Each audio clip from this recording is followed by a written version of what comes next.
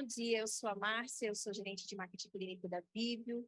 Mais uma vez nós estamos aqui, eu acho que da Vivio aqui com a ANAP é o último do ano, mas nós estamos finalizando essa etapa de eventos científicos, de eventos onde nós discutimos as melhores práticas da melhor forma possível. Então, mais uma vez com a Cláudia aqui, compartilhando conhecimento. E para não tomar tempo, eu estava agora há pouco, né, eu engasguei, não sei com o quê. Se eu começar a falar e não der certo, a gente passa o vídeo, vocês só a gente conta que está tudo bem, tá? Eu vou falar da Vivi um pouquinho, depois eu apresento a Cláudia mais uma vez para vocês, tá?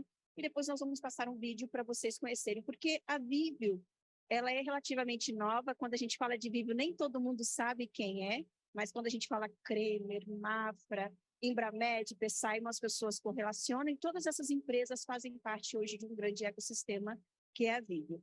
Então, resumidamente, a Vivio é um ecossistema que reúne diversas empresas que atuam desde a fabricação à distribuição de materiais e medicamentos, até mesmo a gestão dos seus clientes, porque nós temos trabalhos de algumas unidades que oferecem serviços para os nossos clientes, como logística, VMI e outros serviços. A Vivio tem o propósito de cuidar de cada vida e de simplificar o mercado da saúde, oferecendo soluções que são fáceis, soluções educacionais, estando presente, trabalhando para que o nosso cliente e a população como um todo tenham melhores acessos às informações, desde que cientificamente embasado. E aí a gente vai passar um vídeo para vocês conhecerem um pouquinho melhor de quem é a Vivio.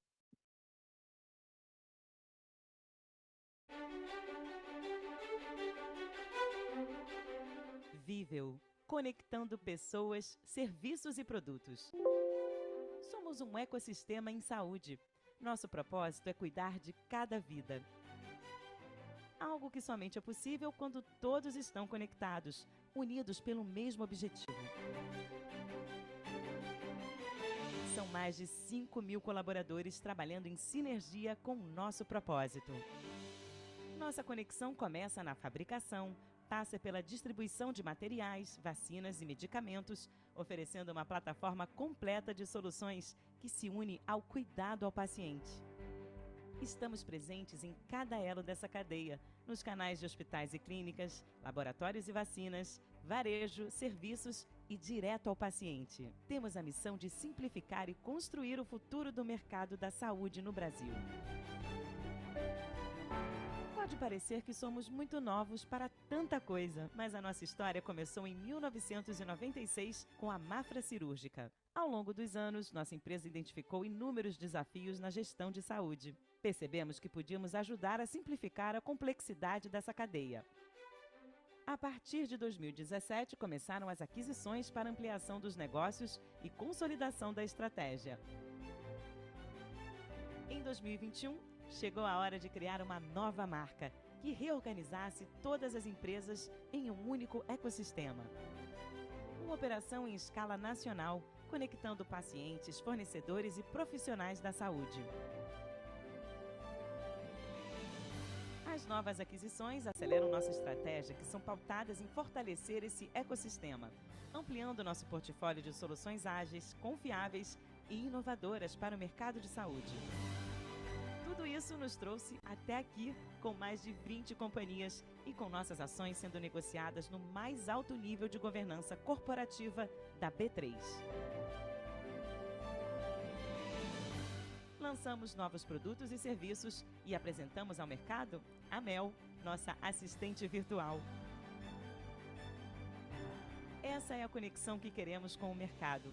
Ajudar o setor de saúde a se tornar cada vez mais forte para toda a sociedade brasileira. Vivio, cuidar de cada vida. Simples assim. Uma gigante, né, gente?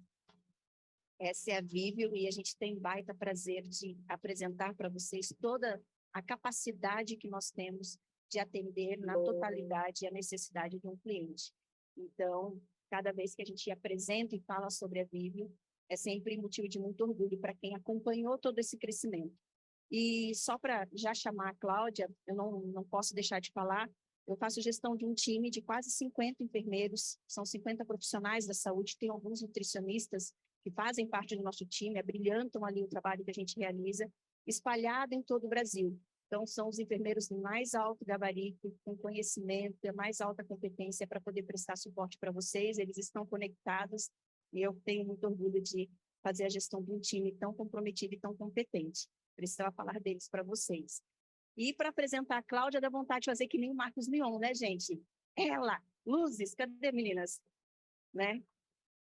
Mas não é ainda, não vai ser hoje, Cláudia, mas ainda vou fazer isso. E aí a gente vai ter aquele momento do glamour.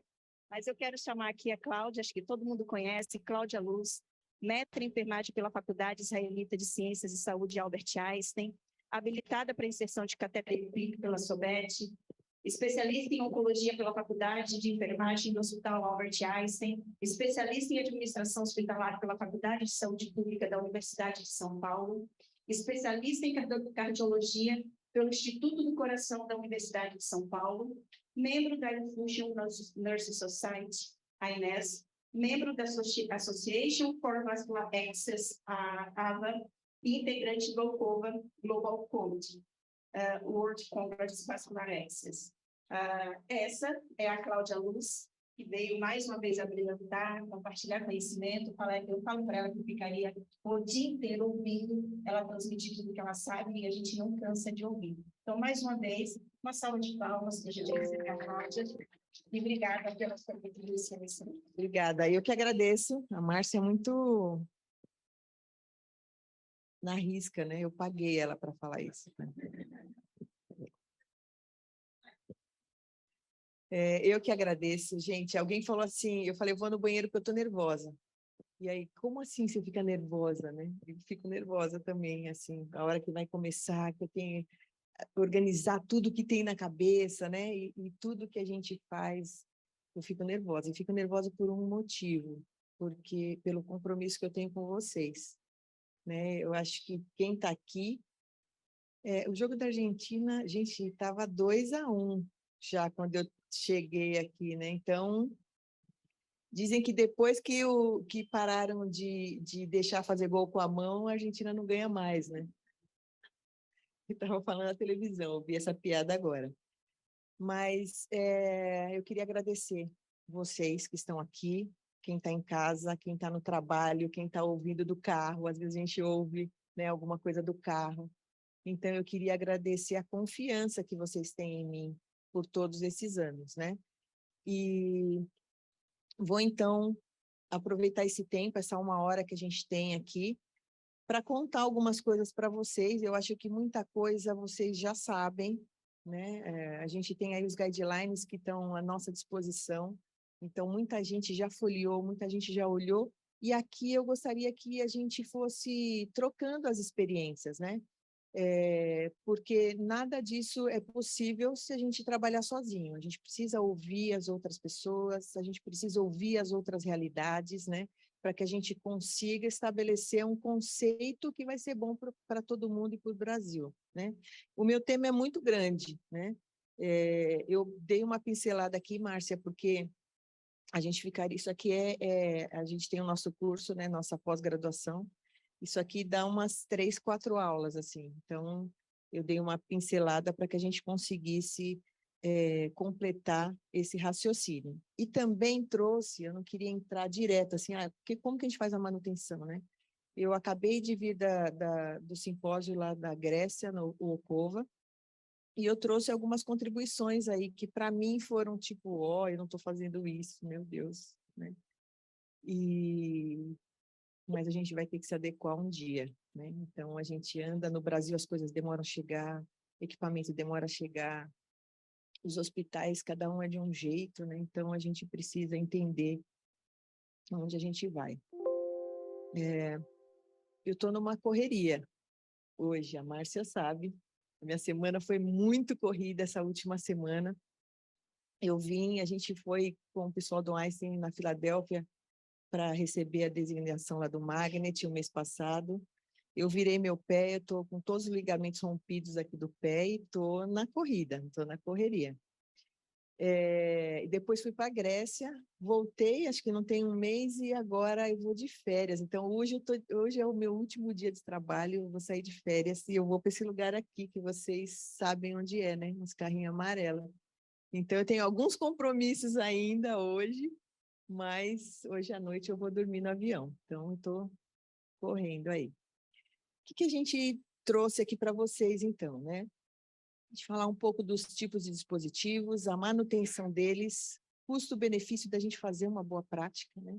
E o que falam os guidelines de alguns temas relacionados aí aos dispositivos periféricos. Vocês querem, pode apagar um pouquinho da luz aqui na frente? Está bom assim para vocês, pessoal? Acho que está claro, né? Se apagasse, diminuísse um pouquinho. Melhorou, pessoal? Acho que sim, né? Aí todo mundo dorme, né? Não, deixa assim, então. Então, vamos lá. Aqui a gente está falando de boa prática. A boa prática, ela está envolvida em várias coisas, né? E a gente tem que lembrar sempre dessa pirâmide, porque tem coisa que a gente fala, nossa, eu não faço assim, né? Mas o que diz, né? A boa prática? O que diz a evidência? Então, hoje a gente tem que pensar em prática baseada em evidência. Ah, não tem? Nossa, então, ou eu vou fazer, ou eu vou procurar um trabalho que me respalde em relação a isso, né? Então, a gente precisa estar ligado. Baixa o som para mim, por favor. Aqui a gente só para lembrar, né? Como que a gente era. Opa, desculpa, gente.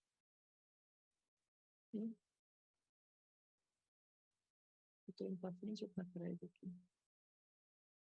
Aqui, desculpa. É muito botão para mim.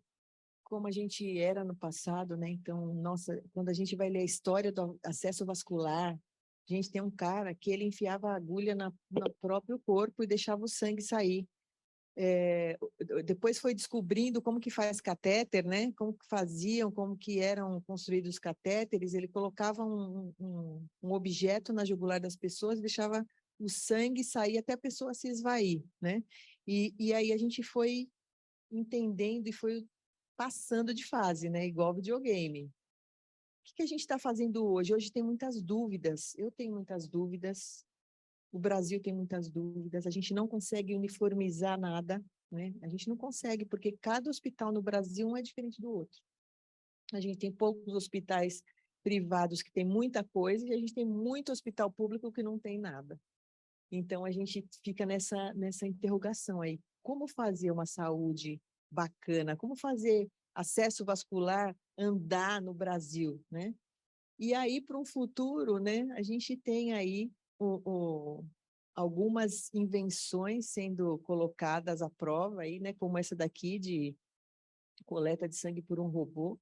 A gente não sabe até onde vai isso, né, mas a gente tem se esforçado para que a gente consiga sempre juntar o humano com a máquina, né? Não existe máquina trabalhando sozinha.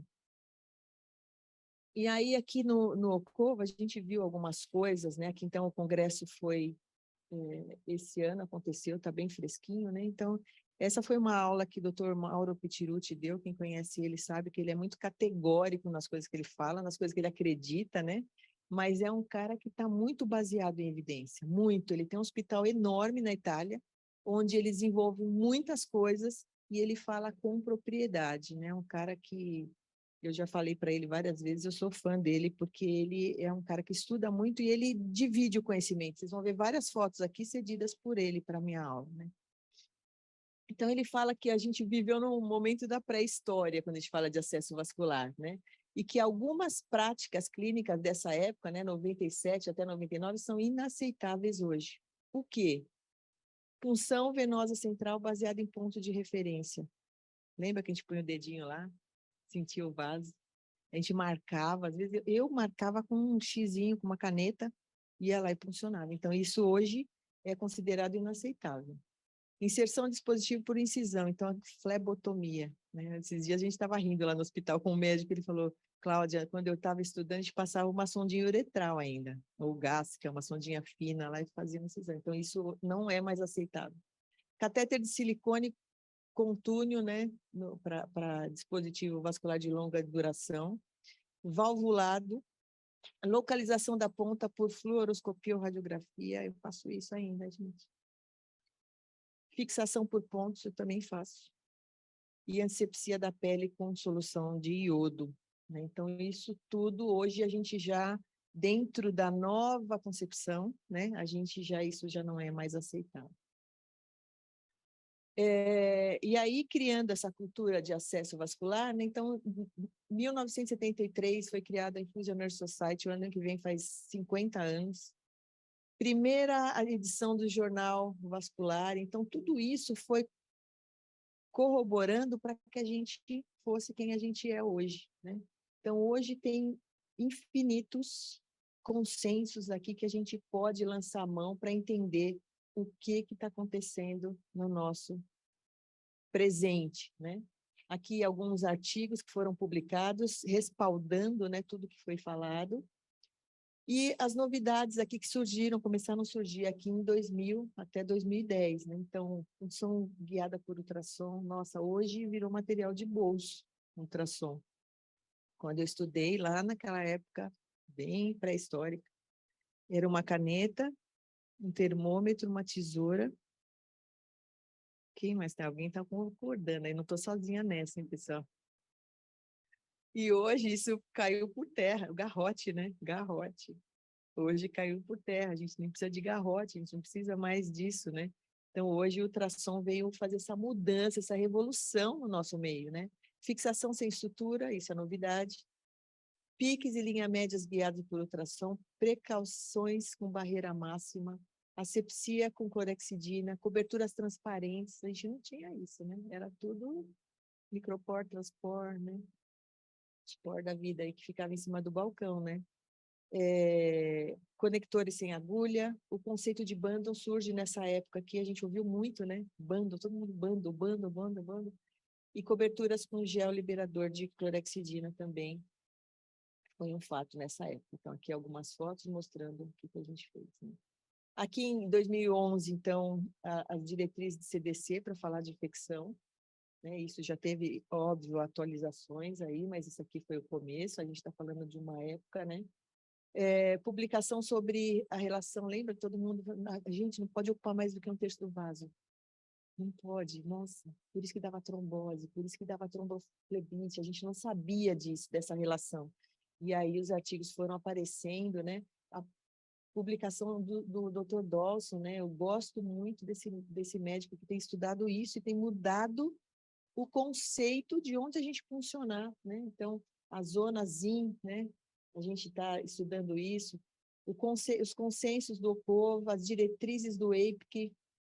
Esse artigo aqui foi um artigo que todo mundo leu, deu um bafafá. Você lembra, Bianca?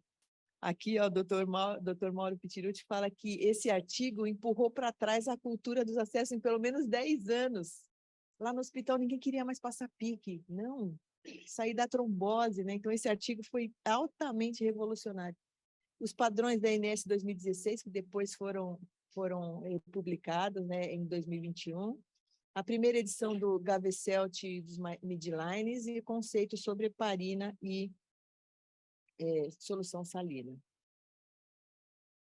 Aqui alguns artigos também falando sobre isso, né? O CDC, a Infusion Nurse Society. E aqui os aplicativos, né? Que hoje a gente tem também disponibilizados nesse período, né? Aqui, o que eles falaram lá no COVA, né? Que a gente deve abandonar hábitos ruins e obsoletos, olha só. Pare de realizar incisão venosa para inserir catéteres. Eu sei que tem algumas realidades aí, né, de locais mais distantes, que não chega material, que as pessoas trabalham uma dificuldade muito grande, que ainda tem esse tipo de prática, mas não é uma prática que é uma prática aceitável nos dias de hoje, né? Obsoleta e ruim. Pare de fixar o dispositivo com ponto. Depois eu vou mostrar para vocês o que acontece. Pare de usar uma inserção baseada em ponto de referência, né? Funcionar lá na fossa antecubital. Interrompa a heparinização. A gente sabe que heparinização não é um bom método mais, né? Catéteres de silicone, principalmente aqueles catéteres de silicone tunelizados, quebram, né? A gente tem vários eventos relatados em relação a isso. Catéter valvulado, que não suporta a pressão, a gente trabalha com alta pressão hoje, a gente tem outro jeito de olhar as infusões, né? Pare de considerar a radiografia de tórax como padrão ouro. Não, eu fiz o raio-x, está maravilhoso, né? A gente tem um artigo do próprio Dr. Mauro que fala que os radiologistas erram também, né? Em dar o laudo. E eles fizeram um estudo grande em relação a isso e uma porcentagem muito grande não batia com que realmente a posição que o catéter estava, né? Pare de usar fluoroscopia de rotina para inserção dos catéteres e pare de usar navegação de ponta eletromagnética, né? Ele fala do uso do ECG como melhor prática.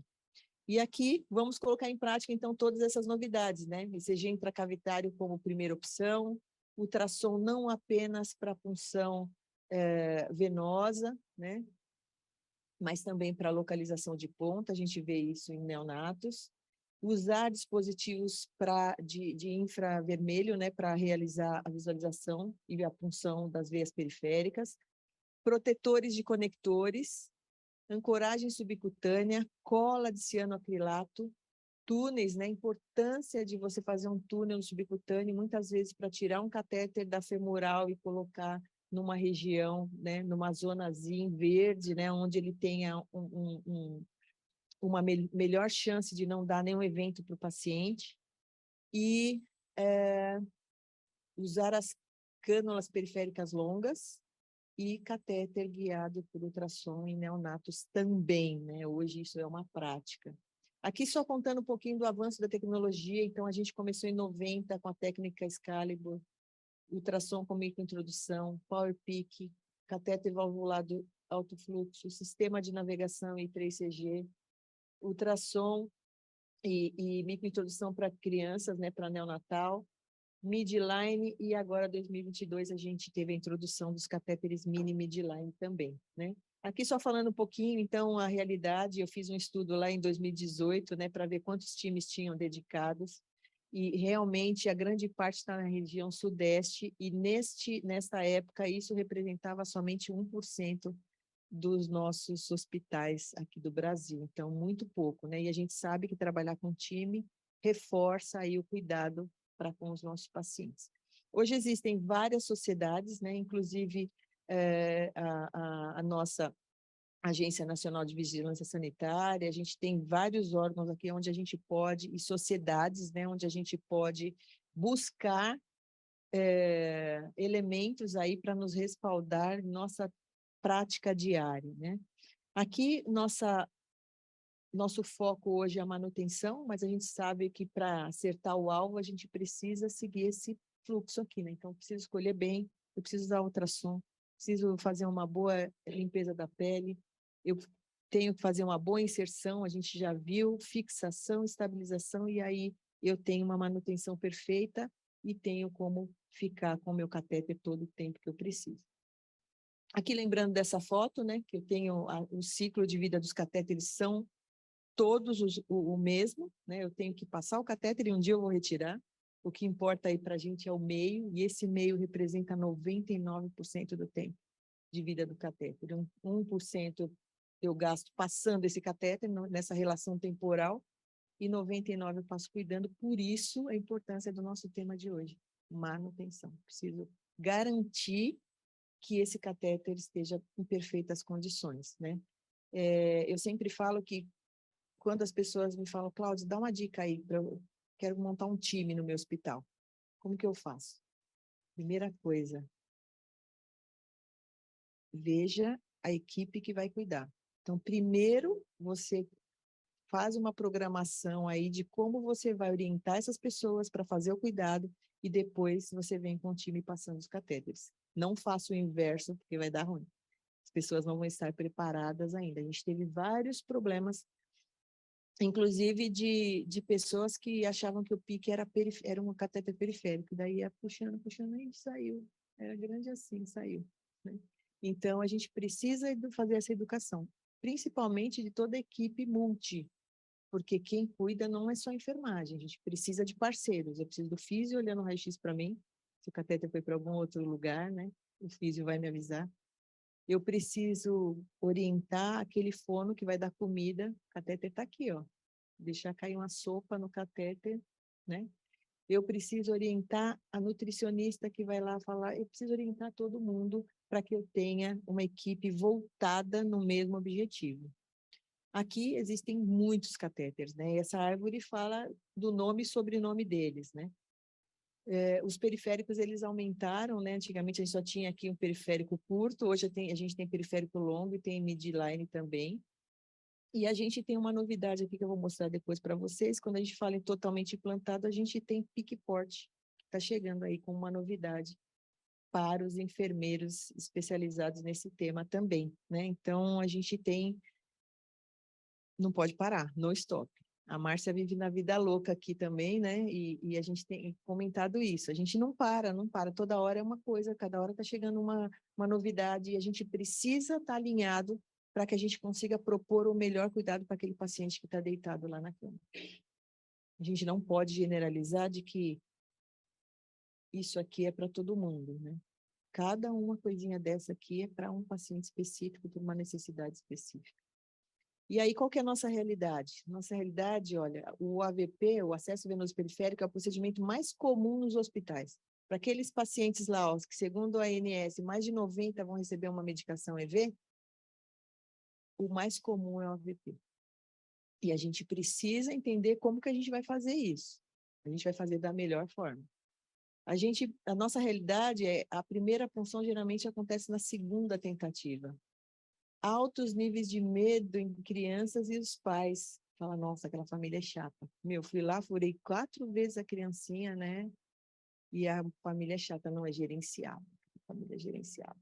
Não é assim que a gente fala? Não é gerenciável. E aí a gente precisa propor melhoras nisso aqui, ó. A falha de acesso em crianças varia de 33% a 56% em pacientes internados. É muito grande. A gente precisa resolver isso, né? E existe uma inconsistência global na prática, na prática diária. E aí, como que a gente resolve, né? Então, a gente sabe, olha lá, ó, mais que 50% dos acessos são inseridos em mais de uma tentativa, e mais de 9 são inseridos em mais de 4. A gente está falando aqui de criança, né? E aí, o que que a gente faz? O que que a gente está fazendo, né? A mãe é gerenciada, a família é gerenciada depois que a gente faz isso aqui numa criança, né? A gente precisa mudar essa prática aqui, né? Como que a gente muda isso? Uma das coisas é o DIVA. A gente já tem isso, essa escala, ela está liberada no Brasil já há alguns anos. DIVA de adulto está saindo agora do forno. A aluna, nossa aluna lá da pós, ela está fazendo doutorado e vai defender a tese dela agora no começo de dezembro. Então, logo, logo a gente também vai ter DIVA de adulto. Mas a gente tem DIVA pediátrica, falando assim, ó, se essa criança tiver uma quantidade de pontos aqui, não manda qualquer um funcionar a veia dela, porque vai dar errado. Eu preciso de uma pessoa especializada para fazer isso, porque a chance de sucesso é muito grande quando a pontuação do DIVA de 4 ou mais, ó, tem 50% de probabilidade de ter uma falha. Isso é demais. Por que que eu estou falando isso? Na sala de manutenção, né? E eu estou falando aqui da punção, porque a gente precisa escolher o dispositivo certo. Senão a gente vai ter problema na manutenção. E aí a gente tem algoritmos de decisões aqui também, que a gente pode lançar mão e a gente pode propor um melhor cuidado aí para os nossos pacientes, né? E os dispositivos, eles estão à nossa disposição, tanto de criança quanto adulto. A gente tem lá, então eu respondo algumas questões, respondo algumas perguntas no próprio aplicativo. Quem não tem, pode baixar, é de graça. E você vai respondendo as perguntas e ele vai te dar, no final, qual catéter que essa criança precisa ou que esse adulto precisa. Aqui, no caso, criança, né? Então, eu coloquei sempre a primeira questão ali, ele me deu um umbilical, midline ou um catéter periférico. Então, isso é simples, a gente tem condições de fazer melhor, a gente precisa querer. E a gente precisa ter os algoritmos na tomada de decisão também no nosso meio. Planejar, então, a gente tem que planejar. Para eu ter uma manutenção, onde eu vou trabalhar o dia a dia, aqueles 99%, eu preciso planejar. Isso aqui foi um acróstico que a gente fez lá no hospital, que a gente está trabalhando muito isso. E eu vou mostrar qual é a nossa meta, que é de arrepiar. Eu preciso pensar no diagnóstico, localizar o sítio ideal para a punção, atentar para as condições do paciente, negociar com a equipe as possibilidades de acesso. Às vezes a equipe fala, gente, essa criança chupa o dedo desse braço, né? Não vai funcionar nesse lugar. Então, a gente precisa conversar também para entender quais são as possibilidades.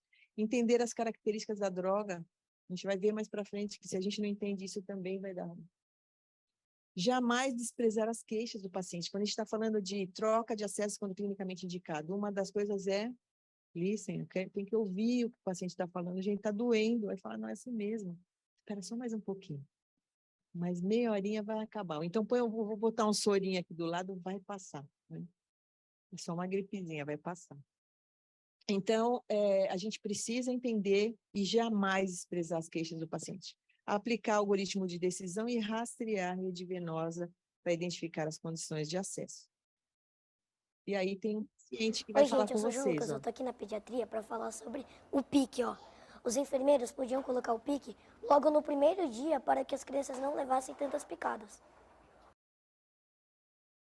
Esse menino foi o seguinte, a gente estava fazendo uma campanha no hospital. É um menino que ele, não sei quem conhece ele é de uma novela aí.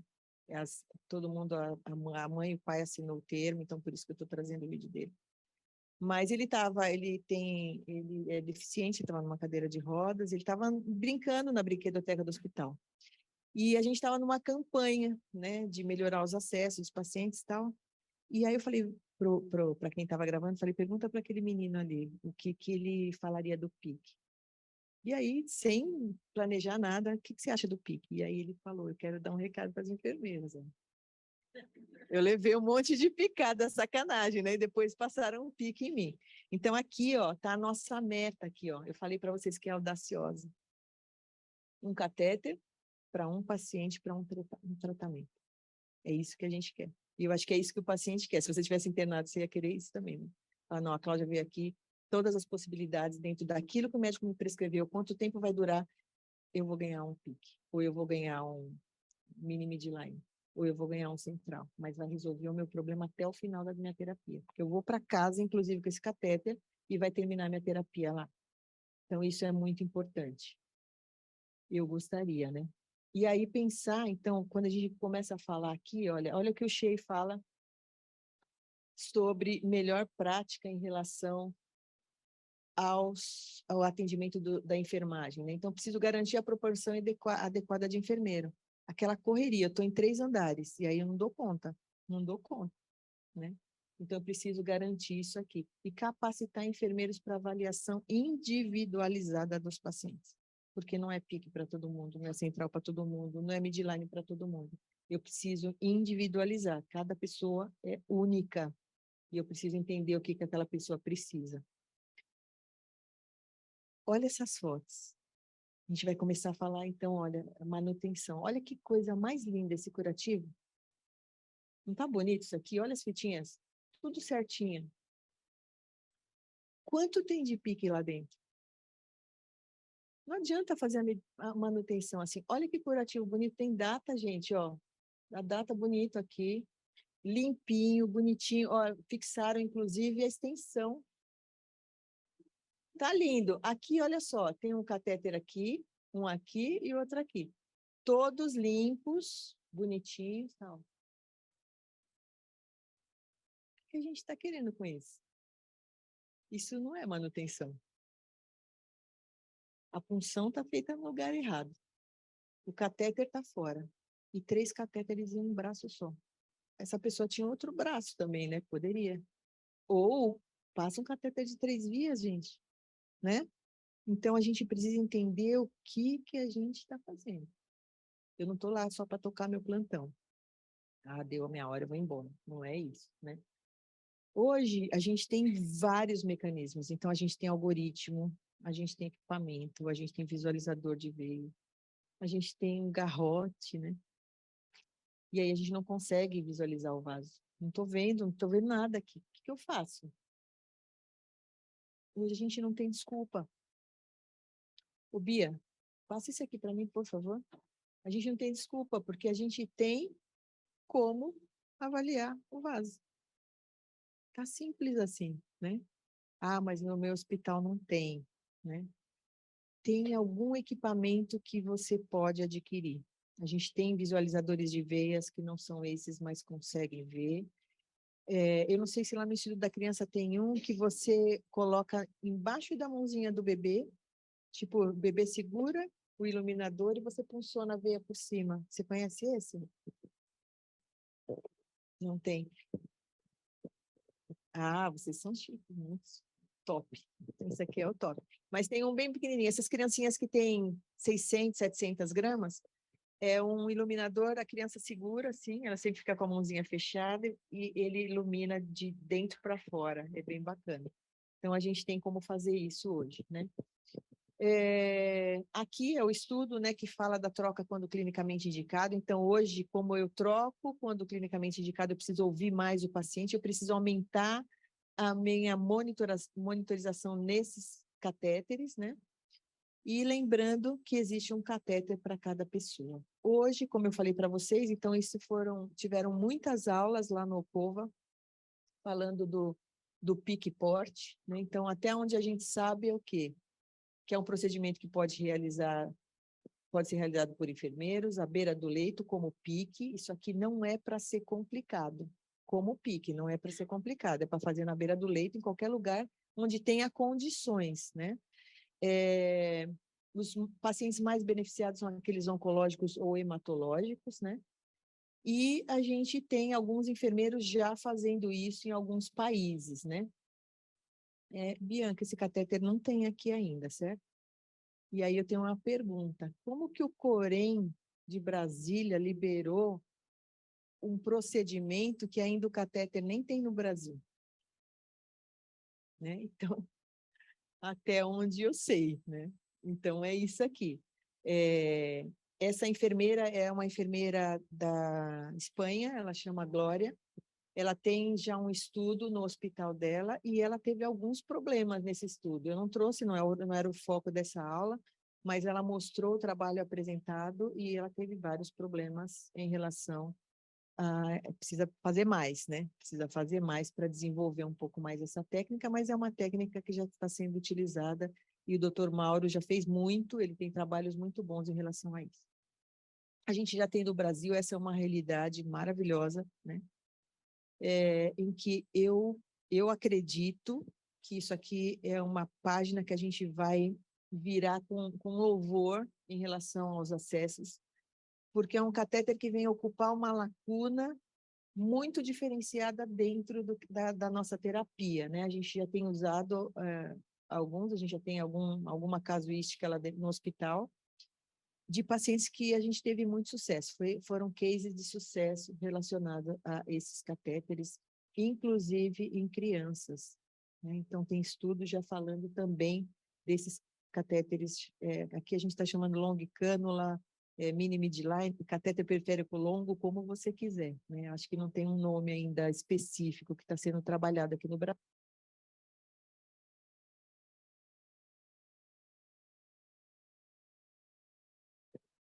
Parou aqui, voltou. Então, a gente tem também os mini midlines, catéter pique com cuff, que também é uma realidade. Os catéteres, né, eles se dividem e o poliuretano ele tem tomado uma forma muito grande, né? Tem poliuretano, carbotano,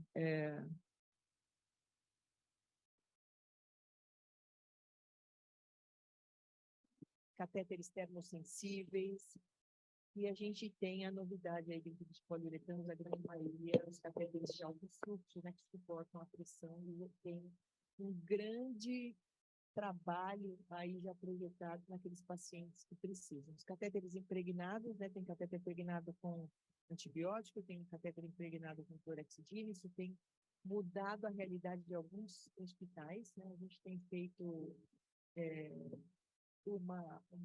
algumas visitas, né, uma consultoria com alguns hospitais aí pelo PROAD, e a gente tem visto a melhora nos índices de infecção com os catéteres impregnados também, né? Ele também tem um lugar específico lá para ser projetado dentro dos hospitais. Essa tecnologia de alto fluxo é alto fluxo mesmo, quando a gente compara com os PSIs que a gente coloca lá no pneu da bicicleta ou do carro, né? Então, a gente tem um catéter que suporta a pressão mesmo, né? e a gente tem trabalhado, os pacientes têm se beneficiado muito com isso, aquela história do um catéter, uma terapia e um tratamento. Isso tem feito a diferença também com os catéteres de alto fluxo. Aqui, a introdução dos bandos como estratégia, né? Então, a gente precisa ter esse conjunto de medidas, né? São os bandos. A gente falou demais, né? Depois que o Institute for Healthcare Improvement traçou essas metas, a gente veio trabalhando e a gente tem tido muita experiência positiva em relação a isso. E a primeira coisa que a gente não pode deixar de falar é a higiene das mãos. Higiene das mãos, eu falo que quem trabalha com catéter tem que ser embaixador da higiene das mãos. A gente tem que ser exemplo sempre, né? E aí tem o trabalho da doutora Júlia, que fala do uso do gel alcoólico também, né, como uma medida de preventiva aí contra a proliferação de micro-organismos. Então, esse trabalho aqui foi a tese de doutorado da Júlia. Aqui tem um vídeo que é para representar essa coisa da higiene das mãos, né? Se a gente não fizer, vai dar ruim. Passa para mim, Bia? Pode começar naquela partezinha que eu te falei.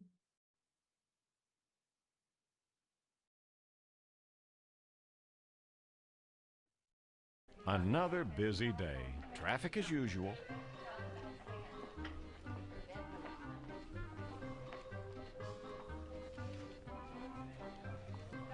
Now look at that. He goes right past the hand gel. Doctor! How's the light today? I'm a lot of pain, Doc. Still no better. No. All right, let's take a look here. Not even in gloves? Oh, come on. That doesn't really happen, does it? If you could see what I see. MRSA, VRE, Pseudomonas, etc., etc. Here, can you take Your attending isn't wearing gloves, so you're not either, right? Wait, the hand gel. Oh. What? Okay, yes. Are those gram negatives or gram positives? Oh, How can I help you? those microbes spread everywhere. Yes, I am. Okay, I'll draw that blood right now. MRSA, VRE, whatever. Ah. Good grief. Nurse, nurse, you didn't clean your hands either? Oh, man. He just had an operation, and you've put a big IV in his neck. It goes almost all the way to his heart. Please, don't!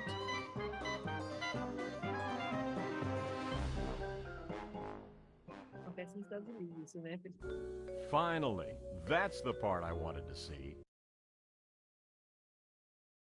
Uma coisa importante, higiene das mãos, já falei sempre, mas tem um momento crítico onde a gente tem que fazer essa higiene, que é imediatamente antes de colocar a mão no catéter. A gente tem um trabalho lá no hospital que é tipo lavagem cerebral mesmo, sabe? Então, imediatamente, se a pessoa soltar, tem que fazer de novo. Então, como que a gente faz isso se o gel alcoólico ele está lá na entrada e a cama do paciente está aqui? Ele vai lá, conversa com o paciente, ele faz, esse primeiro todo mundo faz. Conversa com o paciente, afasta o lençol, né? Às vezes o paciente pede alguma coisa, dá um copo e tal, e ele vai mexer no catéter. Nessa hora ele tem que voltar lá na porta. Isso é complicado. Então, o que a gente fez? Colocamos o quê? O gel alcoólico no suporte de soro. Onde o suporte de soro está? Onde o paciente está, certo? Então, e esse imediatamente antes tem que acontecer, porque não tem falta de gel alcoólico do lado do paciente. Isso é importante. A gente, como gestor, a gente precisa pensar nas estratégias. E ouvir quem está na ponta, né? Porque se a gente não ouve, a gente não vai entender a necessidade e as pessoas não vão fazer. Não é porque ela não quer. é porque não é rotina. Então, a gente precisa plantar isso também. Aqui o Shea falando do uso do ultrassom. Então, essa é uma evidência alta, a gente olhou lá, né, os níveis de evidência alta. Para quê? Para reduzir complicações não infecciosas também, né? Então, ó, o uso de ultrassom reduz substancialmente as complicações mecânicas e o número de tentativas. E aí a gente sabe que já começam os problemas aqui. Então, o uso de ultrassom. E o uso de ultrassom para neonatologia. A gente tem usado bastante, né, um equipamento pequeno, onde a gente consegue, com um transdutor pequeno, atender a necessidade daquele bebê que também é muito pequeno. Então, a gente tem algumas estratégias hoje que nos permitem dar mais um passo. Aquele passo lá que eu falei, para de fazer isso, faz isso agora. Não é isso aqui que a gente tem que fazer. Inclusive, esse artigo aqui, ó, fala da função em neonatos com menos de 1.500 gramas. Então, a gente tem aqui a função da veia braquicefálica, né, que isso está sendo comum dentro dos estudos do Dr. Dawson, ele fala deste local ideal para passagem de catéter central também. E a gente tem que se adequar também. Aqui só mostrando algumas fotos, né, das nossas passagens lá no neonatal. Algumas crianças a gente leva para o centro cirúrgico, que é o caso dessa daqui. E aí, aqui só falando, né, do corte do catéter. Então, eu posso fazer corte do catéter de neonatal? Posso, desde que seja com uma guilhotina, corte certeiro, para não acontecer naquela ponta ali, ó. Né? Então, eu preciso ter mecanismos aqui que me façam fazer um procedimento corretamente. Aqui o local ideal para punção, então a gente tem tanto para o central, pique e periférico, então a cor vermelha é o semáforo, né? Semáforo verde, amarelo e vermelho. Verde eu passo, amarelo atenção, calma, e vermelho não. Então é a mesma coisa que da jornadinha de Dalton.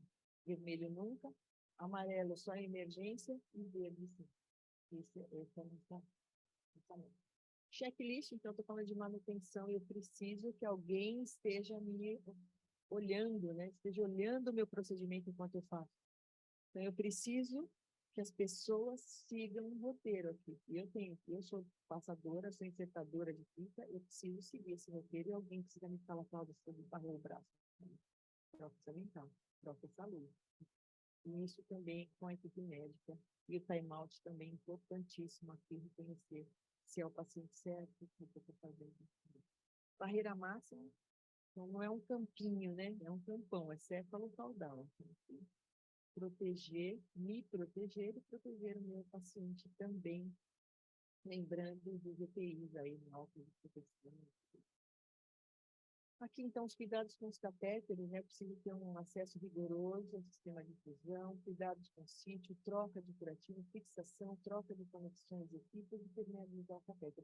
O objetivo desses cuidados é a administração segura, incentivando a remoção quando não há mais necessidade do mesmo. Então, quando que eu tiro o catéter?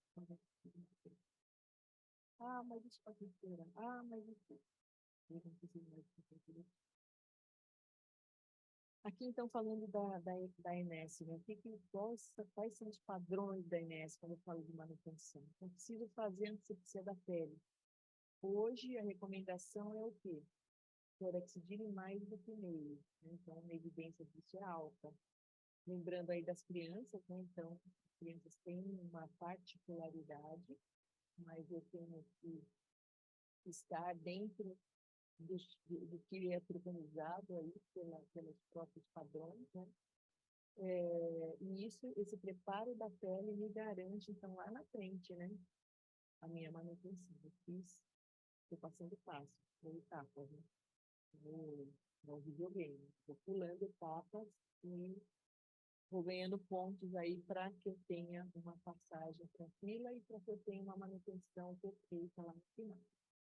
Aqui falando da proteção da pele também, né, como prevenir, né, a pele contra irritações e lesões, com uma barreira cutânea estéril, então aqui, ó, ele faz, essa barreira promove uma película protegendo a pele do adesivo que eu vou fazer posteriormente, quando eu vou realizar o curativo.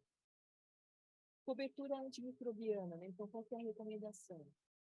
A cobertura de catéteres curativos impregnados, né, de coberturas, é para pacientes acima de 18 anos. Essa é a recomendação formal, né? Eu sei que muita gente pratica off-label, né? Mas o que diz a OMS agora, 2021, é que isso é para ser feito acima de 18 anos. Em pacientes neonatos prematuros, não utilizar uma população bem, a gente vai acolher, né? Não tem muitas coisas, eu estava falando lá no simpósio, essa semana lá do Estudo da Criança, e infelizmente para prematuro, para essa classe, as coisas parecem que não evoluem, né, na mesma velocidade, né? A gente fica diluindo medicação, rediluindo medicação, quanto tempo a gente faz isso, né? E tudo a gente vai tentando fazer assim, é um adulto pequeno, não é um adulto pequeno, é um ser, né, que a gente precisa ter também as peculiaridades específicas aí dessa pessoa. Aqui só a foto mostrando as coberturas. Também cobertura para acesso venoso periférico, então a gente precisa de uma cobertura estéril, um dispositivo de estabilização também. Aqui no Brasil a gente não tem uma ocorrência, né, de uso de dispositivo de estabilização para os periféricos também, né? A gente acaba estabilizando com a própria película, mas existe no mercado, existe no Brasil, e a gente não usa por falta de cultura mesmo disso, né? Aqui como que a gente faz o curativo? Então, o primeiro curativo, em geral, a gente faz com gases de película semipermeável estéreo, sempre estéreo, também recomendação da própria Anvisa, sempre estéreo. Até 48 horas para a primeira troca e depois a cada 7 dias, salvo se o curativo estiver úmido, solto ou umidade visível. Isso é a informação. Sempre lembrar da prontuário eletrônico ou prontuário manual, a gente precisa anotar para que quem venha depois entenda o que está acontecendo com esse paciente. Então, é um direito do paciente e é um dever de quem está fazendo também. Aqui a gente fala de fixação também complementar, né? Então, o ideal é que cada paciente tenha o seu. A gente não usa aquele que está no preço para todo mundo, mesmo sendo uma fixação complementar, não sendo uma fixação primária. E os fixadores, né? Aqui a gente tem vários no Brasil, graças a Deus, né? Para a gente conseguir manter esses catéteres. Agora, principalmente os periféricos, a gente fala, troca quando clinicamente indicado. Eu preciso ter uma fixação segura para conseguir levar esse catéter aí a 10, 12, 13 dias. E a gente tem um estudo agora, 2020, né? Um estudo recente também, lá da turminha lá do doutor Mauro, né? Falando desse consenso aqui com uma ancoragem subcutânea.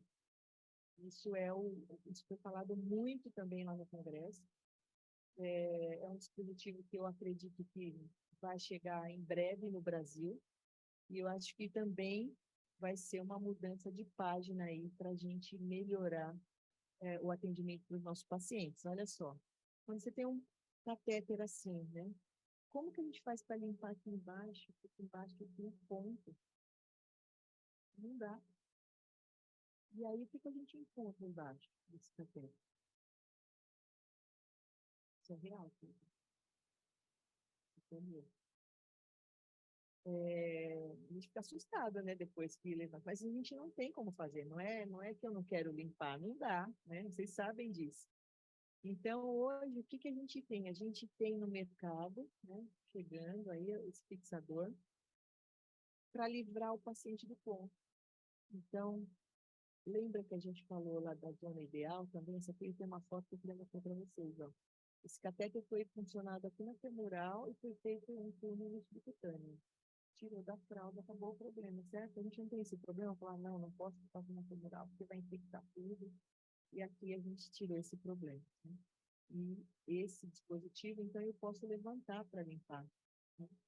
E pode ficar o tempo que o paciente precisar dele. Então, isso é uma novidade que eu acredito que vai fazer uma diferença aqui. A gente tem cola, isso também tem no Brasil.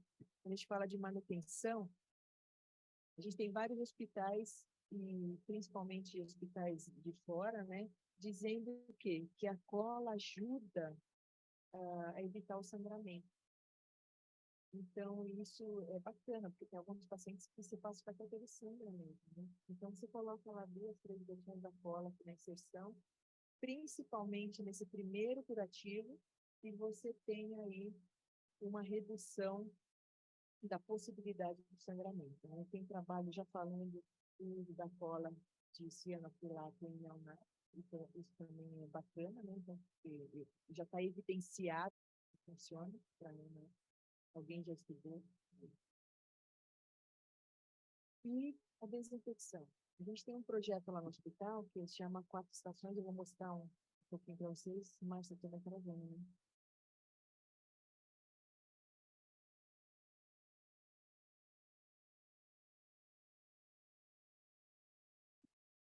Ainda tem?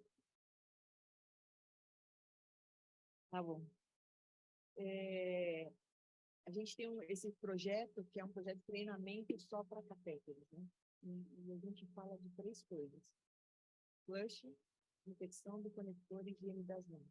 Imagina um projeto que o ano inteiro a gente está falando a mesma coisa, de maneira diferente, é lógico.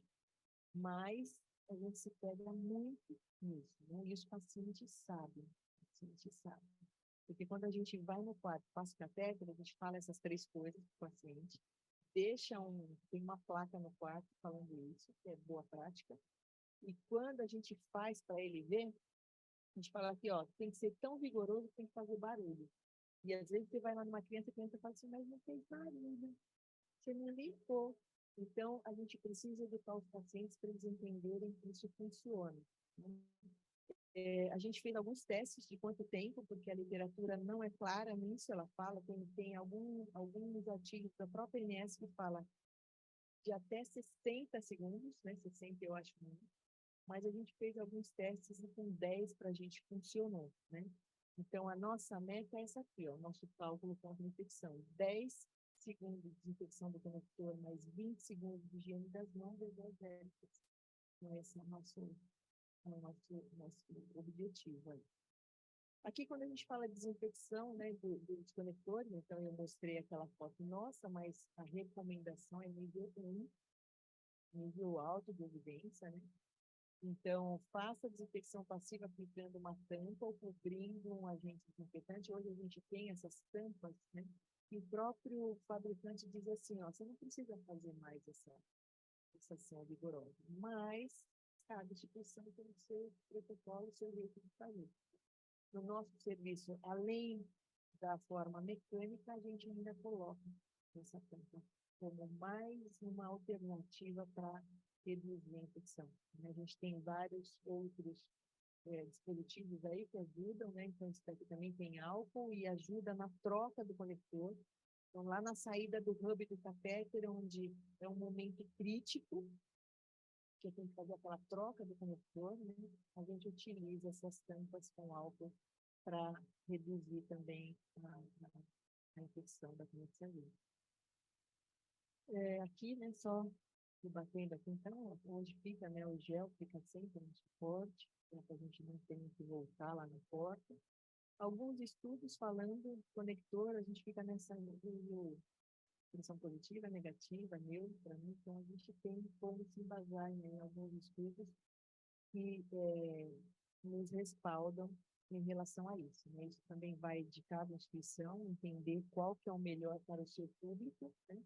Mas tem vários estudos, esse é um deles, que compararam 6 tampas diferentes aqui, e tem um resultado que vocês podem olhar. Tá bom? As trocas dos conectores, então é importante, isso é um momento crítico, né? E a gente também, dentro do nosso treinamento, a gente ensina como montar, né, esse circuito todo. O que é sistema fechado? Então, onde que vai para onde? Onde que eu troco quando eu vou fazer essa troca, né? Então, aqui a recomendação fala que é para trocar o conector com frequência máxima de 96 horas. Trocá-los com intervalos de tempos mais frequentes não traz benefício. Ah, não, eu vou trocar todo dia. Isso não traz benefício nenhum para o paciente, muito pelo contrário, você expor esse paciente ao ambiente, você está trazendo muito mais risco do que manter esses conectores por 96 anos. Troca do sistema também, cada 96, soluções lipídicas a cada 24, o sistema por intermitente também. E uma coisa importante é flushing, porque é igual o compre e batom, sabe? Compre e batom, faça flushing, faça flushing. Isso precisa estar encarnado, isso é medular, tem que estar nas pessoas. Porque eu tenho um problema muito grande chamado oclusão. Primeiro eu preciso entender da onde vem a minha oclusão. O catéter não funciona. O catéter bom é aquele que infunde e retém. Ah, não, está se confundindo, mas está bom, está infundindo uma oclusão boa. Calma, vamos ver o que está acontecendo com esse catéter, né? Eu tenho vários problemas que podem acontecer aqui, né? E aí, eu tenho que ver se não é nenhum problema mecânico. Então, a gente sabe aqui que a gente tem que reconhecer a causa. Aqui tem um problema da síndrome de Pim-Pop, né? Onde o catéter está passando aqui, ó, na clavícula, primeira costela. É muito justo e esse catéter ele vai pinçar. Então, é isso? Não é. Vixe, pode acontecer um monte de coisa. Olha só, esse catéter aqui entrou e voltou. Esse parou aqui. Esse também. Esse aqui fez o looping. Esse foi para o outro lado, ó. De um lado vai subir lá para outra jugular. Aqui também, foi para jugular. Esse aqui pegou uma outra veia, talvez pegou aqui, foi a veia ásida, né? E aqui a entrada no ventrículo direito. Então, isso aqui é problema mecânico. Gente, não mediram direito, não mediram raio-x, não usaram o sistema de eletrocardiograma para olhar esse catéter, né? Aqui alguns catéteres também que dobram. Um dia eu fui, o catéter não está infundindo, não está. A hora que eu tirei o curativo, vou dobrar. Resolvido. A gente precisa entender qual o problema da oclusão. E flushing é essencial. Olha aqui, cheio de grumos aqui dentro, tá vendo? Teve um catéter que ele faz. Esse catéter aqui foi infusão de dental, o catéter quebrou. Ele é durinho, você tem que ficar em pé, assim. Eu preciso mitigar, ter estratégias para mitigar essa precipitação, né? Evitar misturas incompatíveis, né? Então, eu preciso verificar aqui, ó, se há incompatibilidade, os medicamentos que estão sendo infundidos, consultar um farmacêutico. Hoje a gente tem farmacêutico clínico nas unidades. A gente precisa consultar para ver se as drogas não têm compatibilidade, se eu preciso considerar, se não tiver nenhuma incompatibilidade, né? Considerar a mistura como incompatível, identificar os medicamentos de alto risco de precipitação. Drogas alcalinas, olha lá, fenitrinas, diazepam. E aí eu preciso entender isso. Falei antes de todo o processo de planejamento. Porque lembra que eu falei, esse planejamento vai interferir lá depois. Não planejar. Por quê? Talvez o catéter ou lá no começo eu disse, se não tem uma equipe treinada, então aqui está a fórmula disso. Exclusões são alguns coágulos, né? Então eu tenho vários tipos aqui. Vou identificar também sim. Entender aí, ó, tem um biofilme que ele vai crescendo dentro do catéter. E às vezes isso acontece lá na iniciação. Eu comecei a infecção rápida. E aí já começa a formação do biofilme lá. Não fiz a boa limpeza da pele. Eu mesmo não tinha ninguém para me avaliar. Eu fiz uma lavagem de mão. Então aqui, ó, na hora da menstruação, em horas, em dias, em semanas,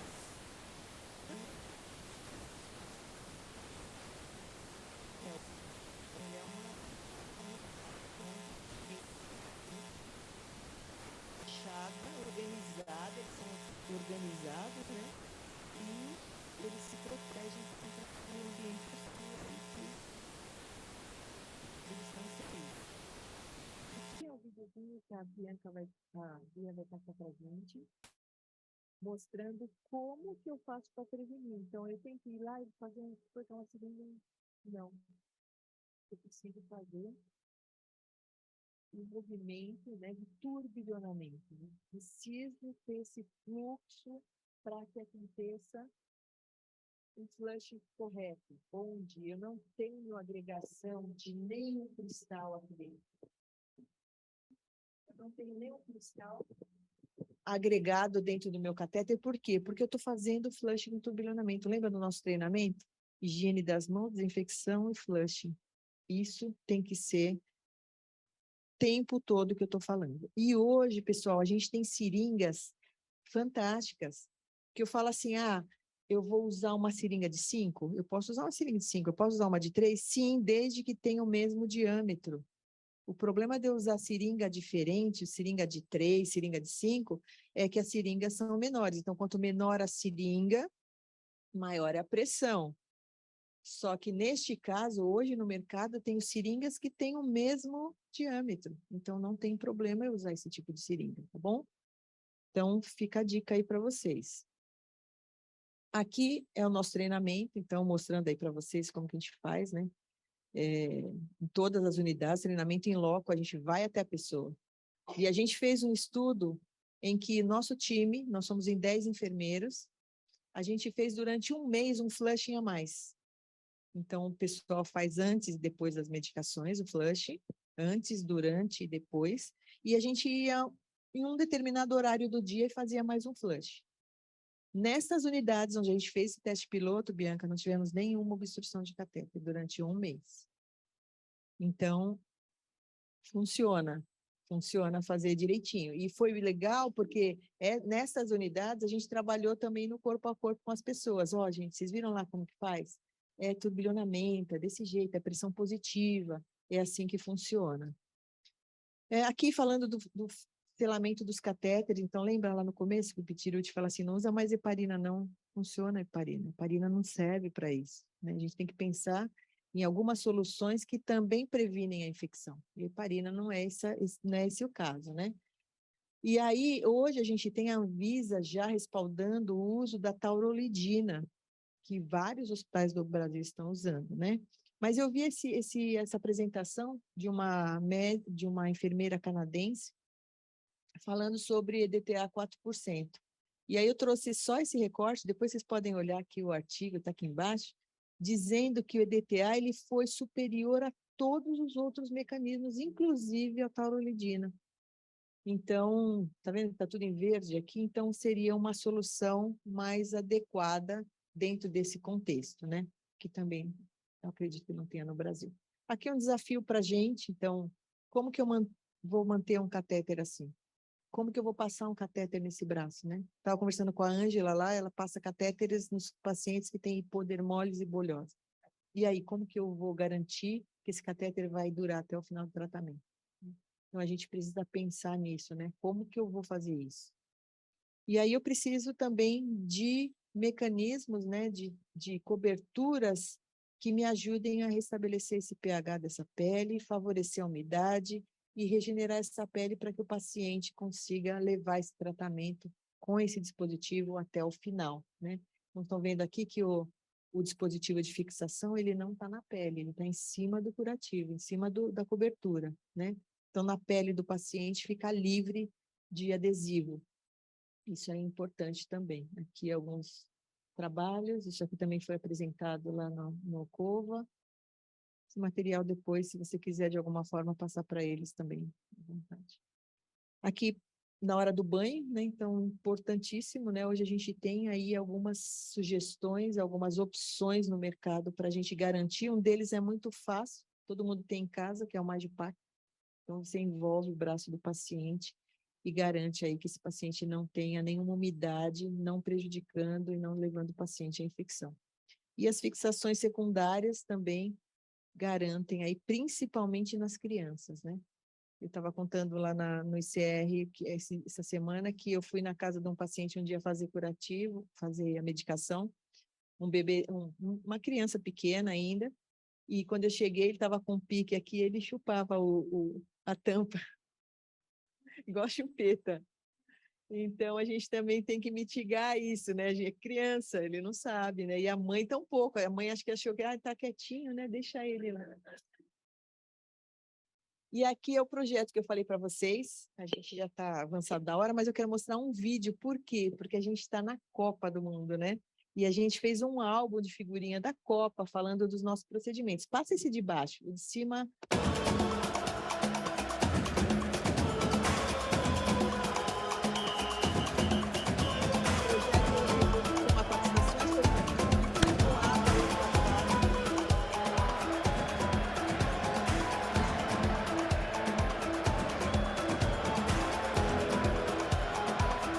Aqui o Alberto, seu locutor.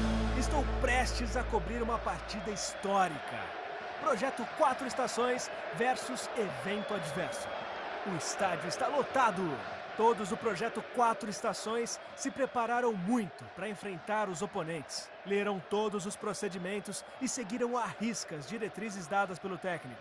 O projeto 4 estações entra em campo e é ovacionado pela torcida colorida dos pacientes do Einstein. Os jogadores se posicionam e dão o seu grito de guerra antes de darem o chute inicial. Vai começar a partida. O juiz se prepara, começa a partida. Marta vai pela direita dominando a bola e chamando a zaga. Passa para Oliveira, que dribla a infecção da corrente sanguínea e segue pela lateral direita. E dribla a lesão por pressão e a torcida se levanta. O corte vem com o carrinho perigoso da queda. Cartão vermelho sobe para a queda. É falta! Juca se prepara para cobrar. O time todo na expectativa. A barreira dos incidentes se prepara. Lesão por pressão, infecção da corrente sanguínea, queda e infecção do trato urinário.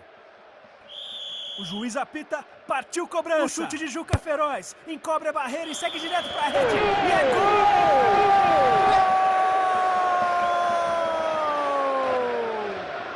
A equipe multiprofissional e os pacientes do Einstein vão ao delírio.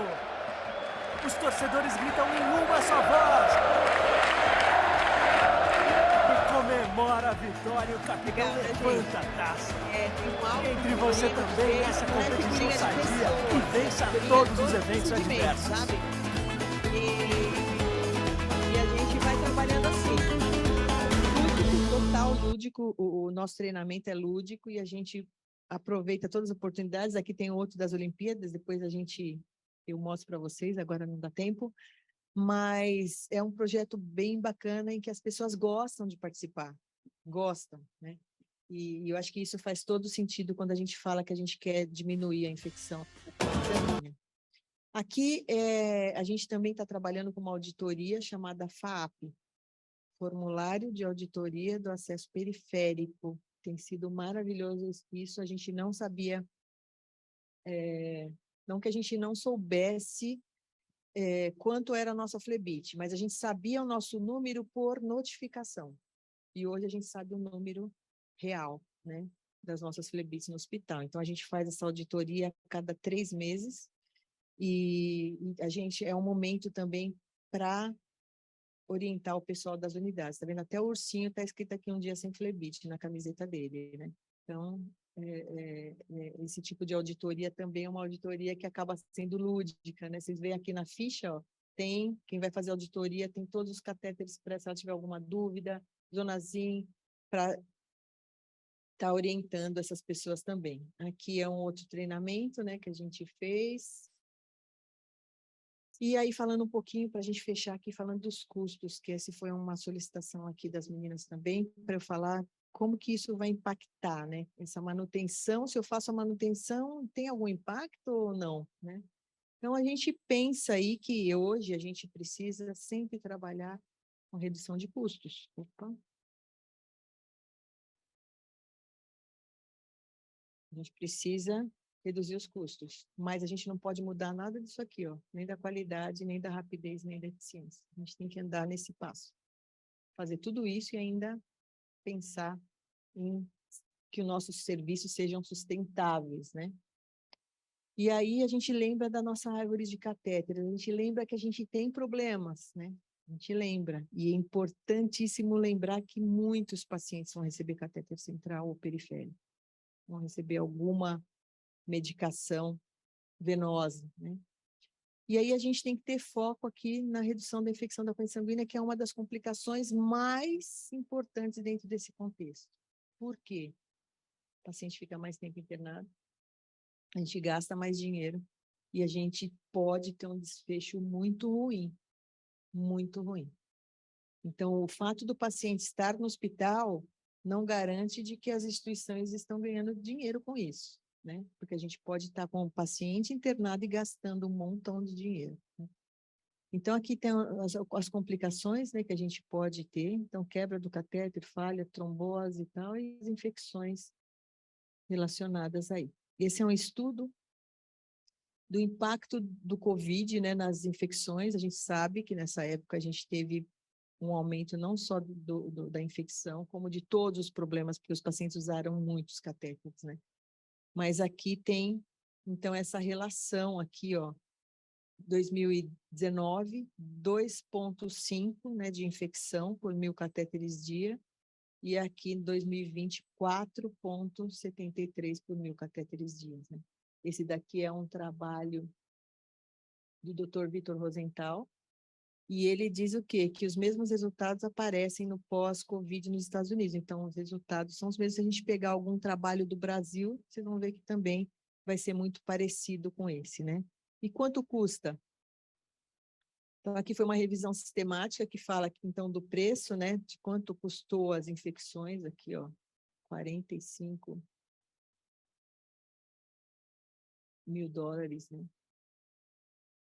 Aqui tem um período que foi feito isso, dezembro de 2000 e... Não, está aqui em cima, de 86 a 2013. Esse é um outro trabalho. E esse trabalho aqui da Itália, que fala, olha só, um total de 43 casos de infecção foram comparados com 97 controles pareados, né? O tempo médio de internação, então, olha, foi de 17 para 8. Então, quem teve infecção teve 17 dias a mais contra 8 de quem não teve, né? E os custos, eles variavam de quem teve infecção 18 mil euros para 9. Então, olha só a diferença aí, quando eu não mitigo a infecção, eu vou ter um custo bem diferenciado lá na frente, né? Aqui é um outro estudo da Grécia. Eu achei alto isso aqui, né? As taxas de infecção, 7. A gente não tem isso, acho que nem no SUS aqui, né? Não tem, não, é bem alto. 451 catéteres com infecção, custo extra por infecção 9 mil, e aí o total aqui, ó, 4 milhões de euros, é muito dinheiro também. Esse custo refere-se ao tratamento de infecção em 10 hospitais durante 6 meses, mas é um custo bem elevado. E aqui eu trago um estudo que a gente fez no nosso hospital, é um estudo antigo, mas também que reflete aí o que acontece quando a gente cuida bem, que é o contrário, né? Então, olha só, nós evitamos de 2008 a 2010, 85 casos de infecção. O custo de cada infecção era 240 mil, com a duração de hospitalização adicional 19 dias e meio. Bem parecido, né? Lá era 17, aqui 19. Então, olha só, tem alguém de fonte pagadora aqui? Tem alguém de convênio? Se alguém estiver assistindo, vai ver. Olha só, a gente teve economizado, né, pela fonte pagadora, 20 milhões. É muito dinheiro, né? Então, a gente está pensando aqui, ó, que a gente liberou 1.658 leitos e 368 saídas, 4 dias e meio de permanência, né? Então, essa iniciativa, né, da gente fazer treinamento, ir atrás, olhar as pessoas fazer auditoria, isso reflete muito neste custo aqui, que seria 20 milhões, é muito dinheiro. E aí a gente contribui também, ó, para a eficiência operacional. Então, as saídas hospitalares, ó, 2011 era 42 mil, 2017, 53 mil. Então, os pacientes não têm infecção, vai embora. Não tem problema, vai para casa, né? Então, aumentou aqui, ó, 25%, isso é bacana. falar assim, ah, mas foi só o time que fez isso? Não, foi um monte de coisa. O hospital fez um trabalho imenso para diminuir a taxa de permanência dos pacientes, mas um pouquinho a gente também contribuiu, né? A gente também contribuiu para que isso fosse realidade, né? Então, aqui o tempo de permanência diminuiu e o giro de leito aumentou. Isso pode fazer esse estudo do seu hospital também, se tiver as boas práticas, né? Então, como conclusão aqui, a gente tem que pensar sempre na importância em colocar em evidência as boas práticas para melhorar os desfechos aí dos pacientes, né? Se eu tenho boa prática, o desfecho vai ser positivo. Se eu não tenho uma tão boa prática assim, talvez o desfecho não seja tão positivo como a gente gostaria. Praticar e andar junto com a tecnologia, e aqui eu incluo toda a produção científica, que hoje a gente não tem mais como falar até inglês, eu não podia ler. Porque hoje você pode estar lá no Google e você tem um artigo prontinho traduzido, né? Então, hoje a gente não pode falar isso mais. E educação do paciente e família, junto com a equipe assistencial, tem que ser a premissa para mitigar os eventos adversos. Isso é a conclusão. E o sucesso de tudo, o que é, pessoal? Trabalhar duro. Nada é fácil, nada é fácil. Mas a gente chega lá quando a gente tem um bom embasamento científico, coragem de fazer as coisas, né? E trabalhar o tempo todo. A gente vai conseguir resultados fantásticos. Era isso, pessoal. Obrigada.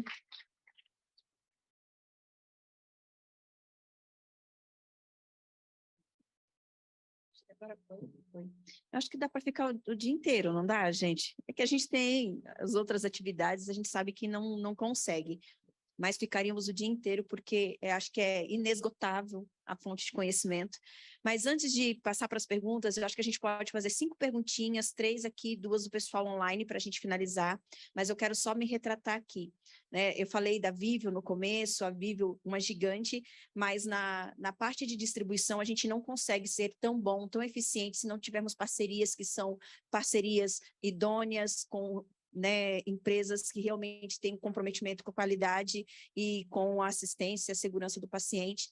E hoje a palestra, ela é um evento em parceria com a BD. Cadê a Bianca? Vem aqui, Bianca. A Bianca sabe aqueles profissionais que você conhece, você admira?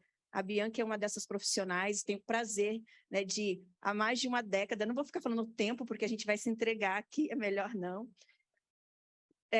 Quando eu a conheci, não usava ainda, mas a Bianca, ela é gerente de marketing clínico na BD, então, muito do que vocês ouviram falar, dos produtos que vocês ouviram, né, a Cláudia citar aqui, a BD trabalha com esses produtos, a Bianca faz a gestão né, da parte científica, aí, da propaganda e dos grandes projetos, então, eu preciso me retratar, porque hoje esse é um evento que só está acontecendo pela parceria que a Vivio tem com a BD.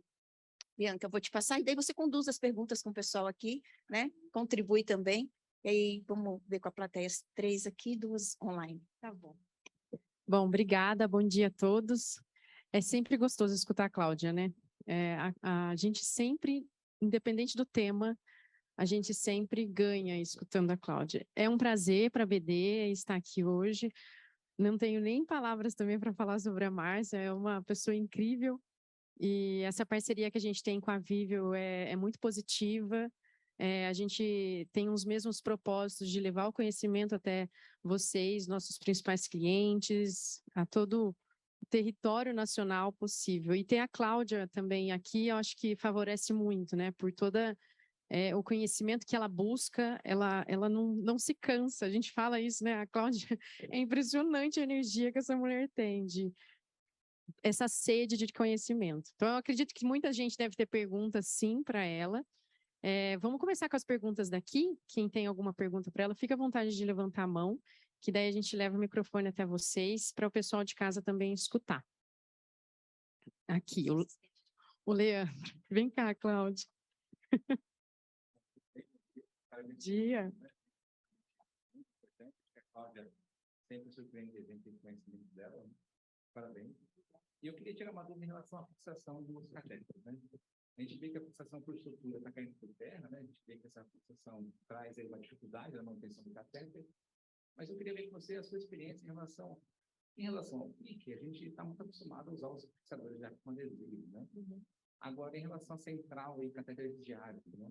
Eu vi até algumas fotos já utilizando esse dispositivo, né? Eu queria saber se você tem experiência em relação a isso. Esse dispositivo ainda não tem no Brasil. Ele chega, eu acredito, em meados do ano aí. Mas, pelo que eu vi fora, eu já tive a possibilidade de ficar em alguns hospitais americanos e eles usam. E, pelo que eu vi, vai ser uma mudança total de cultura. A gente está muito acostumado, né? E, infelizmente, a gente não conseguiu aculturar todos os fixadores nos centrais, né? Eu não sei se é porque o enfermeiro acha que ele é dono só do PIC, né? Não sei. Ou se tem alguma dificuldade de chegar na equipe médica e falar, peraí, você terminou de passar? Coloca esse adesivo aqui, né? A gente não está esse tempo junto ali com a equipe médica. Então, a gente não conseguiu aculturar os outros catéteres dentro dos fixadores. Porém, eu acho que a gente tem uma lacuna naquela foto que eu mostrei, daquela coisa que a gente tira debaixo dos catéteres. Eu acho que isso não é realidade só minha, eu acho que todo mundo tem.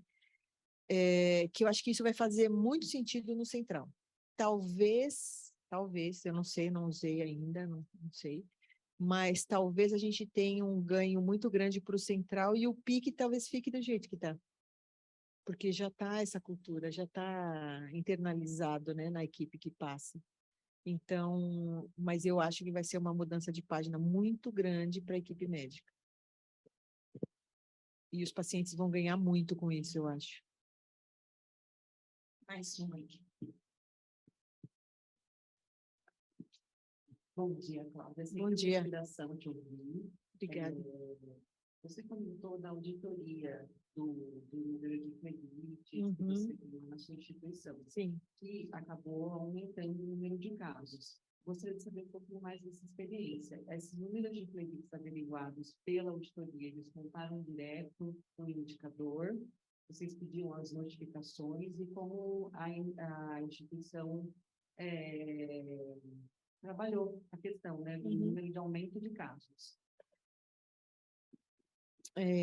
A gente começou a fazer essa... Como é seu nome? Gi. A gente começou a fazer essa auditoria esse ano. Eu tinha uma ansiedade muito grande de saber o número real de flebites que a gente tinha no hospital. Como é feito? Até hoje é feito assim, né? Hoje existem 2 sistemas. A gente tem um sistema de notificação, que é no sistema do hospital, internet do hospital, em que aconteceu uma flebite ou qualquer outro evento, eu vou lá e notifico. Então, a paciente do leito 652 teve uma flebite grau 1. E aí, a gente recebe essas flebites e a gente fica sabendo, bom, num mês teve 10, 12, e a gente fica sabendo esse número. Só que esse número, eu não tinha um denominador. Eu tinha um nominador, mas eu não tinha o denominador. Por quê? Porque não tem ninguém contando quem está com catéter. Eu preciso ter esse número, quem está com catéter hoje, né? E existe essa conta, o pessoal do SH faz isso muito bem, com os centrais, com o periférico eu não tinha. Então, a gente desenvolveu esse formulário e começamos, acho que em fevereiro desse ano, a gente começou a fazer. Então, foi bem legal, Gi, porque o fato de eu ir na unidade é um dia, a gente faz uma prevalência no hospital inteiro. Tem que ser nesse dia, todo mundo. Então, eu tenho uma equipe em que a gente direciona para os diversos setores do hospital e tem que acontecer essa auditoria. Então, é um formulário onde eu vou lá e vejo a Karina está com catéter. Ok, Karina, então está na zona ZIN? Tá. Que catéter que é? 18, é 20, é 24? Com plataforma de estabilização ou sem? O curativo como que está? Em que dia que está na punção? E o que ela está recebendo? Isso é muito importante, essa pergunta. O que ela está recebendo esse catéter? Daí, tem a segunda parte do formulário, que é no prontuário. Então, tinha uma avaliação de risco que eu vi lá na hora que não estava preenchida, mas no prontuário estava preenchida. No prontuário só estava marcado que tinha 2 punções, mas ela levou 4. Ela está com início de flebite, então eu já vou instalar a manutenção para flebite para ela. Então, é uma coisa bem ampla do que a gente está fazendo agora. E, olhando todos os pacientes com acesso venoso periférico, eu sei qual é o meu denominador. Então, eu sei que naquele dia tinham 350 pacientes com catéter periférico e eu tinha 15 flebites. Então, ficou fácil. Agora eu sei meu número, né? A gente evoluiu muito, muito, porque no primeiro mês, com certeza, aumentou, porque a gente começou a olhar na beira do leito. Então, a nossa taxa, eu não trouxe aqui para não se estender na aula, mas a gente tinha uma taxa alta, tipo 12% de flebite. É muito. Quanto que a INS fala? A INS fala que os valores aceitáveis de flebite é menos que 5. Eu tinha 12. E aí a gente foi fazendo esse trabalho. Então, ó, a Karina está com esse acesso aqui. Você viu que não tá legal? Então, chama o enfermeiro, vem junto aqui. Vamos lá ver comigo? Então, ó, zonazinho tá na fossa, isso aqui dá um problema, pode dar mais flebite e tal. E a gente foi transformando isso. Sabe quanto a gente tem de flebite hoje? 1,2. Por quê? Porque a gente não só foi lá olhar o problema, a gente também resolveu. Você viu as camisetinhas lá, um dia sem flebite, é hoje que a gente vai fazer auditoria, tá? E todo mundo quer participar, até o ursinho lá. Então, a gente muda a cultura. Por quê? Eu não quero falar assim, não notifica mais. Continua notificando.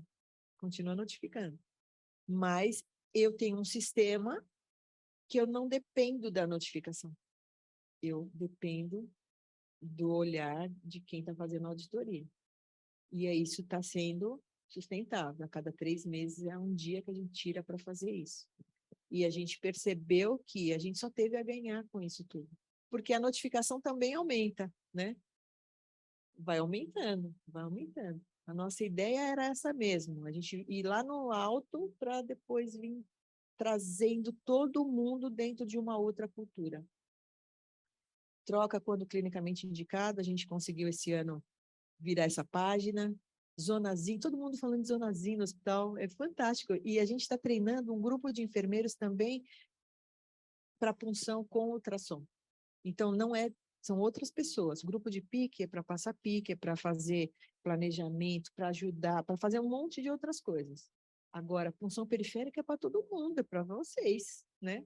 Para todo mundo. Por quê? Porque o paciente, ele precisa disso. É um catéter, um tratamento e um paciente. É isso que a gente quer. Então, a gente precisa mais e mais. E foi fantástico essa semana. Só um parênteses aqui, a gente terminou o treinamento. Tem que fazer 100 punções, tá, pessoal? Para ficar habilitado. 100 punções periféricas. Tem um artigo que fala isso, que se você quer ser bom em uma coisa, você tem que fazer 100 vezes, né? Então, a gente terminou o treinamento de uma colaboradora lá, e foi incrível que ela chegou para mim e falou, Cláudia, eu fui lá ver funcionar uma veia, e quando cheguei lá, o paciente estava tomando cálcio. E aí, simplesmente, imagina, todo mundo vai lá e vai funcionar a veia. Ela falou, não, eu liguei para o médico. Doutor, quanto tempo vai ficar com esse cálcio? Não, porque eu já vi no prontuário que já está meses com esse cálcio. Aí o médico disse que parou para pensar, falou, não, mas por que você está me perguntando? Não, porque eu quero prever esse acesso do paciente. Vamos fazer o seguinte, vamos passar para via oral. Ele falou, tá bom, problema. Olha só como é você mudar o conceito do negócio.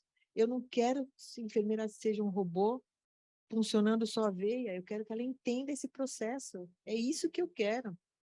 Porque eu preciso dessa inteligência, dessa criticidade, que as pessoas entendam, tem esse pensamento clínico, não, peraí, não, mas é vancomicina. Não, mas está na urgência, vamos fazer agora, mas peraí, já programei, já chamei o time lá para passar um catéter. É assim, tem que ser um negócio dinâmico, um negócio que funcione. Respondi?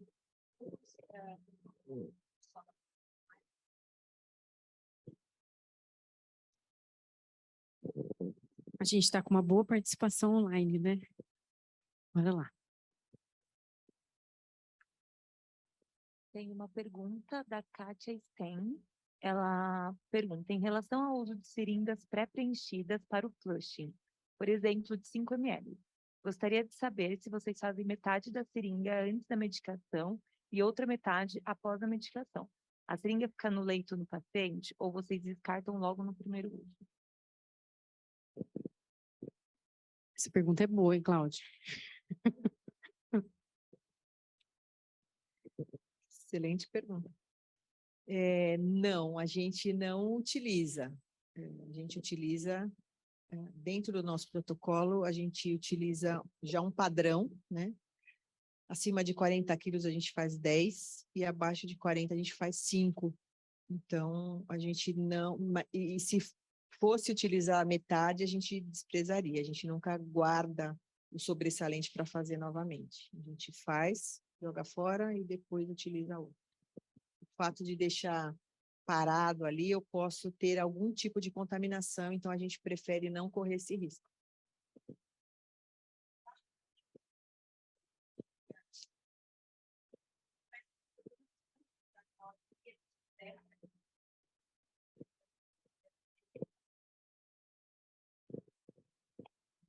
Meu nome é Ângela, sou do Instituto da Criança, parabéns pelo evento.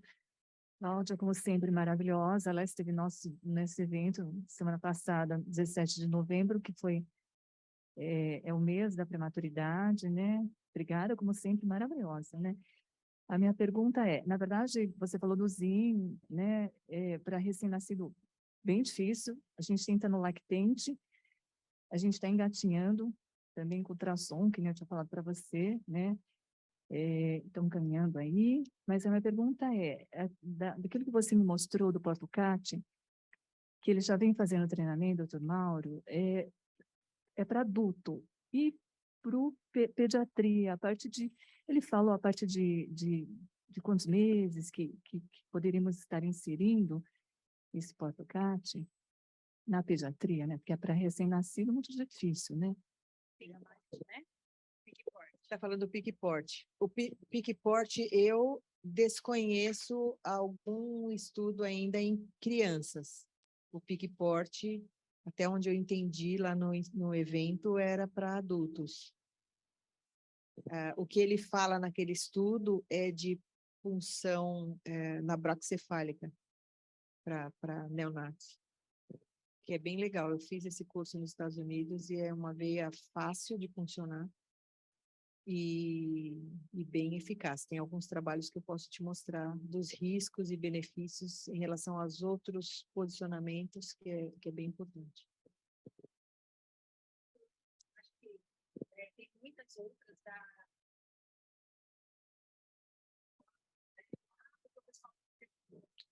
porque o pessoal online, senão eles não ouvem. Bom, acho que nós, em termos de perguntas, nós vamos encerrar. Vocês fiquem à vontade para procurar a Cláudia. Eu queria combinar uma coisa com vocês. Quem quiser o material, o conteúdo, como a Cláudia falou que não tem problema de compartilhar, procure as meninas da Vivio, deixe o e-mail e o telefone com elas, e aí a gente compartilha com vocês posteriormente, só para depois também não encher a caixa de e-mail da Cláudia. E aí façam isso, as meninas estão aqui, são várias, e vocês podem deixar o contato com elas e a gente encaminha para vocês logo em seguida, tá bom? Eu não sei se tem alguém que estava na outra palestra aqui, eu fiquei de enviar a revista da Inés, as modificações de 2021. Se tem alguém ainda que eu não enviei, eu acho que todo mundo que me mandou e-mail eu passei, mas se tem alguém também pode deixar esse recadinho que eu reenvio. E a última coisa, é só um convite para vocês, então, que estão aqui. A gente vai fazer uma viagem, uma excursão, uma caravana para a INS 2023, de 1 a 4 de abril. Já tem os preços. Quem se interessar, eu vou passar para a Márcia. Tem um QR Code que você escaneia e vê quanto que até onde você quer ir, porque em Boston tem 2 opções, e só para Boston, ou Boston e Nova York. Os preços estão muito acessíveis e convidativos. Vai ser muito legal, o Brasil vai ter uma participação importante, são 50 anos de INS, e a despedida da CEO, Mary Alexander, que ficou por décadas, né, como CEO, e ela é muito importante. Acho que conseguiu trazer bastante coisa aqui para o Brasil também. Então, eu ficaria muito feliz, Brenda vai com a gente, né? Márcia também vai, e acho que se a gente fizer um grupo grande vai ser bem legal, todo mundo com camiseta do Brasil lá, e eu acho que vai ser um evento bem importante para nós também, tá bom? Aproveitem a oportunidade, né, gente? E finalizando aqui, eu acho que a Bianca deve responder muito isso também. As pessoas sempre perguntam para a gente que vai para a indústria, mas você não quis mais ser enfermeiro, largou de ser enfermeiro? Não, jamais. Estamos lá porque somos enfermeiros, convictos, apaixonados pela profissão que escolhemos. Nós sabemos dos desafios que cada um de vocês enfrentam no dia a dia, na prática assistencial, né? Meus últimos anos de assistência foi no controle de infecção, sou especialista em controle de infecção, então eu sei o quanto é desafiador, mas eu gosto sempre de dizer, né, que o conhecimento, ele nos empodera, e a ausência dele sempre nos deixa reféns. Então, buscar o conhecimento e, mais do que isso, multiplicar esse conhecimento, voltar para a unidade, reunir a equipe, reunir pessoas, fazer o café da tarde para compartilhar isso, né? A noite do pijama para compartilhar isso, é super importante, gente, porque só assim eu acho que nós vamos conseguir melhorar os nossos indicadores, né? Acho que os números falam por si só, Cláudia foi muito clara em tudo isso, mas se nós sairmos daqui com o compromisso de multiplicar tudo que ouvimos, com certeza, a plateia online, mais 150 pessoas ali, nós teremos um futuro um pouco melhor e diferente para a assistência e, consequentemente, para a segurança dos nossos pacientes. Muito obrigada pela presença de vocês e eu espero encontrá-los no próximo. Bianca, todo o pessoal de BD, muito obrigada pela parceria, gente.